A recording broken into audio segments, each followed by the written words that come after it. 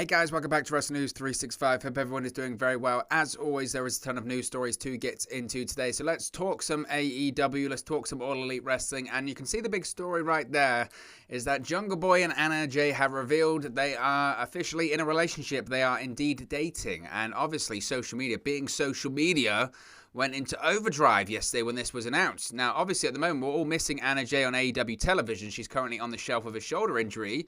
But here's some quite nice news, I suppose. Romantic relationships are nothing new in the world of pro wrestling. And we have another couple on our hands in AEW. Because it appears to be that two rising stars in AEW, Jungle Boy and Anna Jay, appear to be dating. Because the former Jungle Boy revealed yesterday on his Twitter as well as his Instagram account with a simple photo of the two embraced in, I guess, an embrace, were revealed to be dating. And obviously a lot of people are talking about this. A lot of people have had a lot to say about this. Several wrestling personalities, several AEW stars have said quite a lot of different things. Now, Colt Cabana responded to this photo of Jungle Boy and Anna Jay kissing outside what looks to be Daly's Place's TIAA Stadium there in Jacksonville. Colt Cabana responded with, quote, "Anna, recruiting, ?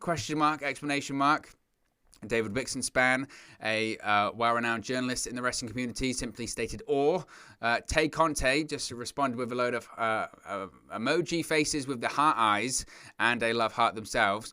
Now, so far, Jungle Boy or Anna Jay have yet to make any further statement, and Anna Jay has yet to make any statement regarding their relationship status. Not that they have to, by any stretch of the imagination. It's their own personal business. I mean, like anything, they're two public figures. And this is the thing, I suppose. It's like Seth Rollins and Becky Lynch. A lot of people, if you go back to the Seth Rollins Becky Lynch situation, weren't they spotted at some like concerts or something like that back in, was it early 2019, late 2018, whatever? They were spotted at concerts and they were like hugging or kissing or whatever, and people went, oh my gosh, Seth Rollins and Becky Lynch, they might be dating or whatever. And then eventually I think they came up right after WrestleMania that they were in a relationship together, but they don't have to. Anna Jay and Jungle Boy don't have to do anything. They can keep it as private as they want or public as they want, whatever. Now, both stars are obviously on the rise in AEW, having joined the company after coming off the independent scene. Jungle Boy, also known as Jack Perry, of course, the son of the late actor Luke Perry, recently won the Casino Battle Royale at Double or Nothing to earn an AEW World Championship match against Kenny Omega. The match took place this past weekend, in which Jungle Boy unfortunately came up short in the match and Kenny Omega retained the AEW World Championship. Anna Jay, for her part, is also, considering her just sheer lack of experience in pro wrestling, she's only had only a handful of matches in her pro wrestling career and is already very, very good. I mean, Anna Jay is actually stunning good in terms of inside the ring, considering her experience or lack of. I think she made her debut in pro wrestling, something ridiculous like at the end of 2019 in terms of her first ever match. It's madness, absolute madness. Now, she became a focal point of the Dark Order faction, was recruited by the late Mr. Brody Lee. Sadly, though, she recently had to undergo shoulder surgery following a training injury. She's expected to be out at least for the rest of the year. But I mean, what a fun story! It was a fun story, and the general line on social media yesterday, wasn't it, is that whilst Jungle Boy lost on Saturday against Kenny Omega for the AEW World Championship, he really won. There's a guy who's truly winning. He may not have won the match, but he's certainly winning at life. And what a great story. And obviously, I, like everyone, wish him nothing but the most happiness and success as a couple and in the future. And so it's a fun story. I'm sure that the AEW stands will love it, and certainly social media will be shipping them. Is that a phrase? I don't know. I'm so out of touch or whatever. But I watch Love Island every year. I'm not immune to it. So it was a big story yesterday. Certainly a lot of people talking. A lot of people, I guess, enjoy that kind of stuff. Will remain to be seen whether this translates over to television. I mean, the thing is with pro wrestling, isn't it, is that reality often becomes fiction, and fiction often becomes reality. That's how pro wrestling works. We've seen it time and time again over the years, and I wouldn't be surprised if these two people are together for a long period of time, who's to say that won't translate over into television storylines, and maybe their relationship will bloom or blossom on screen. Maybe there'll be a situation with the Dark Order and Jungle Boy. They've tried to recruit Jungle Boy, some of those being the elite sketches with the Dark Order and Brody Lee and Jungle Boy and Griff Garrison and all that kind of stuff were great. Some of the best sketches and segments in Being the Elite history have involved Dark Order, Jungle Boy, Griff Garrison, Who the F's Griff Garrison, all that Brody Lee stuff. So maybe this is, it can lead to Anna Jay recruiting Jungle Boy for the Dark Order, or I don't know. But I mean, I wouldn't rule out anything in terms of it translating over to television or storyline. But look, that doesn't matter. It really doesn't matter. It's irrespective of anything. The most important thing is their happiness. They obviously seem to be a very happy couple, and it's great news. Awesome news for them, and I hope they're very, very happy.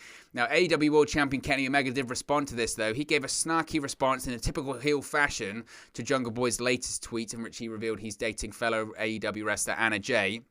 Now, of course, as I mentioned on the most recent episode of AEW Dynamite, Jungle Boy wrestled the most important match of his still relatively young career, challenging for the AEW World Championship as the winner of the Casino Battle Royale. He came close to taking Kenny Omega to the limit and came very close to making history. Now, taking to Twitter, as I mentioned, Jungle Boy posted this heartwarming picture of Anna Jay confirming their relationship status. While many of the AEW stars and other people in the pro wrestling community had nothing but well wishes for the two, Kenny Omega took it as an opportunity to take yet another shot at Jungle Boy. The Best Bout Machine took a dig at the AEW star and his fans by saying this is the moment when some people will look to downplay Jungle Boy's lost him on this week's episode of Dynamite. This is what Omega had to say, quote, "Oh geez Louise, is this the part where some loser out there tells me, quote, there are things in the world more important than titles?" Proving that Kenny Omega is indeed this dastardly heel, and he's the champion, and all he cares about is world championships and title matches and all this kind of stuff. Now, as to what's next for Kenny Omega and Jungle Boy in AEW, despite losing this past Saturday, Jungle Boy's stock has only increased in AEW. He's only 24 years old, and he's obviously a future megastar in the world of All Elite Wrestling. And obviously, I think there's no doubt one day he's going to become a world champion. It's inevitable. For Kenny Omega, it seems like Christian Cage could be the guy that's next in line for a shot at the AEW World Championship. Certainly, if the closing moments of Dynamite last week are any indication. But Christian Cage still has to deal with Matt Hardy and the Hardy family. As to where that will lead next time, we'll only tell. But once again, look, congratulations to both Jungle Boy and Anna Jay. It's a heartwarming moment that a lot of fans were very happy to see on social media yesterday. So yeah, there you go. What a nice way to start off today's video, right? We don't just live in negativity on this channel. Now let's move to negativity. No, I'm joking. Tony Khan has spoken about if there are any plans for him to become an on-screen character in AEW. Now, AEW President Tony Khan has made it clear he has no plans to appear as a character in his promotion going forward. The role of an authority figure on a pro wrestling show is pretty old hat, and it's still done today in WWE, the likes of Adam Pearce and Sonya Deville. And certainly fans over the several years have grown tired of it, or they wish it was done in a different way. Vince McMahon arguably revolutionized the role. It was done before that by the likes of Eric Bischoff, Jack Tunney, etc. But Vince McMahon really revolutionized it in the late 1990s thanks to his era-defining rivalry with the likes of Stone Cold Steve Austin. However, in recent years, the focus has shifted to in-ring competition, which is why fans don't really want to see many authority figures on television. Speaking on the Pardon My Take podcast, though, the AEW president Tony Khan stated that although he has appeared as an authority figure in Impact Wrestling to promote AEW, he has no plans to turn it into a character in his own promotion. Khan further explained that one could become too self-centered while writing for themselves on TV, which is a line he doesn't want to cross. He said, quote, "I've done stuff on other wrestling shows that kind of promotes AEW and cross over, but that's kind of the line I don't want to cross because I feel like you disappear up your own butt when you start writing that way." Now, the only time that Tony Khan has appeared on a character on AEW television was the first episode of AEW Dark Elevation, where he cut a promo on the AEW World Champion Kenny Omega. However, his appearance wasn't that well received by fans on social media, and subsequently, he's made no appearances in All Elite Wrestling's programming. Now, of course, he's made some out-of-character appearances, but largely, in the large, he has remained not as character on AEW television.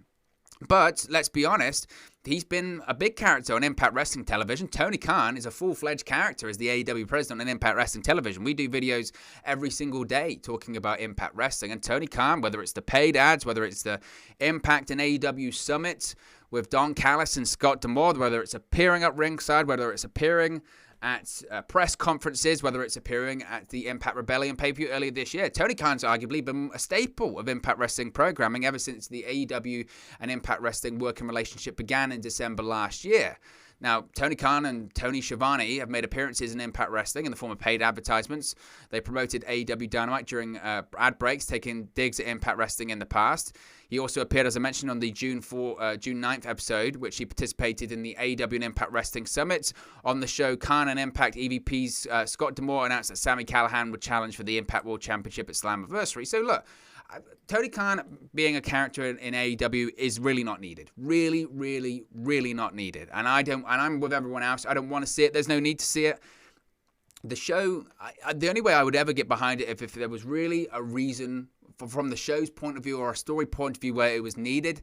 That's never been the case as of right now. And I don't think there will ever really be an argument to say that there is a case for Tony Khan to come in and be a character on the show. There are so many people under contract with AEW that it's a struggle just to get them on the show on Dynamite every single week. That's the reason they have so many factions on that show. That's why you have, the Hardy family. That's why you have the Elites. That's why you have the Nightmare family, the Factory, the Inner Circle, the Dark Order. The list can go on and on. Death Triangle, etc., etc. All of these factions are because AEW struggles ultimately to get all of their talent on Dynamite every single week. Yes, it's a New Japan Pro Wrestling philosophy of booking and that everyone belongs to a faction and a stable, and it's that kind of booking that we haven't really seen that much in mainstream pro wrestling in North America. We've certainly seen it in Japan, but we haven't seen it in North America. But mostly it's because they struggle to get everyone on the show because they've got a very big roster, a very, very big roster, arguably a bloated roster. So it's difficult to get all of those talents on the show on that prime real estate that is Dynamite every single week on Wednesday nights. Yes, they're going to have that extra hour on Fridays, which is Rampage, but still, even with that extra hour, it's difficult to get all of that talent, all of that premier talent that they're paying good money for, to get them on cable television every single week. Yes, you have AEW Dark on Tuesday nights on YouTube. Yes, you have Dark Elevation Monday nights on YouTube, but that's not the same as appearing on TNT or TBS as it will be next year. So Tony Khan, if Tony Khan was to become a character on AEW Wrestling, AEW television, it would be taking a spot away from a talent that they're paying money for. It would be taking a spot away from a talent that they're struggling to get on that show anyway. They don't need to introduce more, authority figures. They don't need to introduce more people that are non-wrestlers. They don't need to introduce people like Tony Khan. Everyone knows Tony Khan. Everyone knows the reality of the situation, and frankly, as an owner and as a president, he's certainly in the forefront of the media landscape for AEW. And Tony Khan's very outspoken on social media. He appears in lots of interviews like he did on this podcast. He appears in numerous, whether it's Forbes articles, whether it is Impact Wrestling, which again he determines as promotion for AEW, whether it's doing anything like that. Tony Khan is very open to the public. You could argue that he is a character for AEW just without being on AEW television, because Tony Khan, as I said, does a lot of interviews, does a lot of podcasts, and does a lot of promotion for AEW. So maybe his work as a character isn't actually on screen. It's not on AEW television, rather it's on everyone else's television. So I don't think Tony Khan, he doesn't need to become a character or anything like that. I think Tony Khan's work for Impact Wrestling has been fine. I think, again, if you watch those first couple of promos that he did for Impact, they were incredibly awkward and incredibly wooden, and he stood there with, the arms crossed and pushing out the biceps or whatever and all that kind of stuff. I mocked him for that way back when. I still do, and if you go back and watch them, they were a bit awkward. I think he's improved over time, but you just get the impression, look, Tony Khan he's a unique character. I guess at schools, if he wasn't a billionaire, you'd call him a geek, right? Because, he is, but he's just like you or I. I mean, I relate to Tony Khan quite a lot. I'm very socially awkward, and I consider myself to be a bit of a nerd and all that kind of stuff. So, I relate to Tony Khan, and look, he did that promo on Dark Elevation, and it wasn't good. It wasn't good. Tony Khan isn't the best promo in the world. I think maybe I'm a bit numb to it, but again, because I've seen all of his work he's done on Impact. So, for instance, when he did that video, that shot against WWE a couple of weeks ago when he called out Nick Khan and all that kind of stuff, people go, it's so awkward. I can't believe it. I'm cringing. And I'm like, well, I've seen that on Impact, and I'm used to it. And if anything, I liked it. I like that promo. So Tony Khan doesn't need to become a character anytime soon. I don't think he will. And again, unless the storyline truly needs it and dictates it, unless they're going into a point where they're going so in reality that it wouldn't make sense for Tony Khan not to be involved, if they're talking about, ownership of the company or something ridiculous like that, then maybe then he would make an appearance. Otherwise, there's no need. And again, you can steer yourself away from that kind of avenue anyway. So I don't expect him to be a character anytime soon. We might see appearances from him. We occasionally do. We see cameos. We see him backstage, but he's not openly coming out there, being part of a segment, reciting a promo, furthering the story, etc. He's not a focal point in the action or in the story, anything like that. And certainly, he's not going to wrestle any matches anytime soon. That just isn't going to happen at all. So I don't think we have to worry about that. So Tony Khan isn't going to become a character on AEW television anytime soon. Chris Jericho has announced his return to AEW commentary this week. Chris Jericho will return to AEW Dynamite commentary during Wednesday's live episode on TNT. Jericho took to Instagram and announced he will be featured on Dynamite commentary throughout the show, noting he's specifically excited to see the main event between MJF and Sammy Guevara. This is what Jericho had to say, quote, "I'm returning to the commentary desk this Wednesday for the entire duration of AEW Dynamite, and I'm very excited to have a front row seat for Sammy Guevara versus MJF. I'm expecting this one to be one of the most heated and best matches in All Elite Wrestling history." Jericho has called Dynamite multiple times in the past and typically has received rave reviews for his work at the announce table. Now, other things that have been announced for Wednesday's Dynamite on TNT, which of course marks AEW's return to their normal time slot on Wednesday nights live. We have the Young Bucks versus Eddie Kingston and Penta El Zero Miedo in a non-title match. If Kingston and Penta win, they'll earn a future title shot. Rebel and AEW Women's World Champion Britt Baker are facing Nyla Rose and Vicky Guerrero. TNT Champion Miro defends the championship against Brian Pillman Jr. And of course, we have that aforementioned MJF versus Sammy Guevara main event. Obviously, it's going to be great to see AEW back in their regular time slot. It's going to be great to see Chris Jericho back at the commentary desk. I do wonder, we know that Mark Henry is going to be a color commentator for AEW Rampage. I always thought, and I might be wrong here, and I know that a lot of people were talking about this specifically when Jericho and Shivani did the announcing duo that they had for those shows from the Nightmare Factory last year during the beginning and arguably the height of the pandemic last year, when you had those tape shows that was centered around the TNT Championship. And again, they were in Atlanta and they were Shivani and Jericho and all that kind of stuff.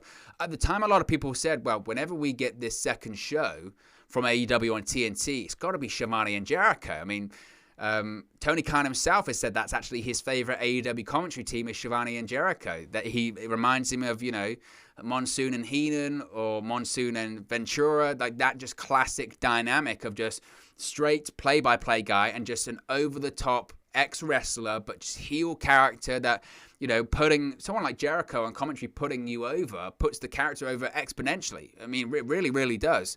So I don't know if we're going to see a three-person booth of, say, Shivani, Jericho, and Henry. I think Shivani does enough commentary, frankly. I think he probably would be like, timeout. I still say for that Rampage show, they need to bring in like a Mauro Ranallo, maybe even Tom Phillips. I think that would be just fantastic because they're both very, very good at what they do. Whether or not that happens, I mean, Jericho and Phillips talk about their history, right? Kept calling Tom Mike and Mike Tom and all that kind of stuff. They could play up that. As well. So who's to say that, Jericho, Tom Phillips, and Mark Henry as a commentary team for AEW Rampage? I'm sure people would be furious. Absolutely furious because they're 3 ex-WWE guys. Oh my God, they're bringing in all these WWE guys. They're killing AEW and all this kind of stuff. It's just, enough. Enough with that narrative. Can we move on? Let's move on. Finally, AEW Dynamite in Boston has a rescheduled date. AEW has announced that the Dynamite scheduled for September 8th in the Agnes Arena in Boston has been rescheduled for Wednesday, October 27. The event was originally scheduled for April 15, 2020. Then it changed to August 5th, 2020. Then it changed again to April 21 of this year. The COVID-19 pandemic led to those dates being changed, and that September 8th date was just recently announced in mid-March. Now the date has been moved for a third time. There's no word yet on why the event was moved again, but AEW noted in their announcement, as illustrated in our mission statement, the safety and well-being of our fans and talent is always our top priority. AEW sends heartfelt thanks around the world to healthcare and other frontline workers who are answering the call to protect and serve their communities. Fans who have already purchased tickets to the September 8th show will be able to use them on October 27 or receive refunds via their point of purchase. So again, we don't really know why this was moved or changed. Logic can only suggest that maybe it surely has something to do with state and local guidelines, I guess with the pandemic or something to do with that, I would probably think, but they'll get back to Boston eventually. I just think it's funny. Remember that SummerSlam last year was meant to take place in Boston, and even as far as this time last year, when we were in nearly in July, Vince McMahon's still going, "We're gonna have SummerSlam in Boston. We're still gonna go in Boston." How did that work out, right? How did that work out? Yeah, it didn't happen, did it? Didn't actually happen that time. So I don't know about that. But look, guys, as always, this is just one man's opinion. What are your thoughts on all of these AEW news stories we've spoken about today? Let me know your thoughts in the comment section below. I'll do my best to respond and reply to all of your comments. Really enjoy interacting with you guys, talking about AEW, Impact Wrestling, New Japan Pro Wrestling, WWE, all things pro wrestling here on the channel. So be sure to get involved in the community. Drop a comment below. All opinions are welcome. If you have enjoyed this video, please do smash a like on the like button too. Really does help us out here on YouTube. Get the rankings and get into people's recommendation feeds if they haven't seen our videos previously. But most importantly, if you haven't already, please do subscribe to Wrestling News 365. You can do that by clicking the bottom right hand corner of the screen right now, or if you wait a few seconds, there'll be a subscribe button at the end of this video along with another video for you to watch. Thank you very much for watching, listening, streaming, or have you come across this video today, and I'll speak for you again very, very soon. Hey guys, thank you for watching, listening, streaming, or however you come across this video today. Be sure to click on the video on the right there to watch our next video, or click the bottom there to subscribe, or the bottom right hand corner. Thank you very much, and I'll speak to you again very soon.